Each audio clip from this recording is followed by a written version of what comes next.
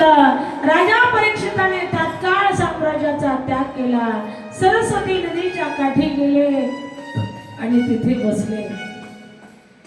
राजा परीक्षितीला भेटण्यासाठी ऋषी मुनी देव सगळे त्या ठिकाणी आलेले होते आणि असा राजा परत होणे नाही म्हणून सगळे भेटायला गेले.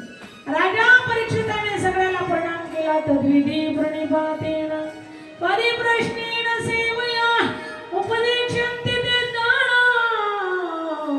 ज्ञानेन तत्त्वदर्शिना. सर्वांना प्रणाम केला, नमस्कार केला. अरे मला या ठिकाणी ऋषींचा शाप नाही लागला तर मला आशीर्वाद दिलाय ऋषींनी. एक साथ एवढ्या संतांचं दर्शन होणं म्हणजे सोपी गोष्ट नाहीये. कारण माझं भाग्य आहे संत दर्शनी हा लाभ. पद्मनाभ जोडला, पद्मनाभ जोडला.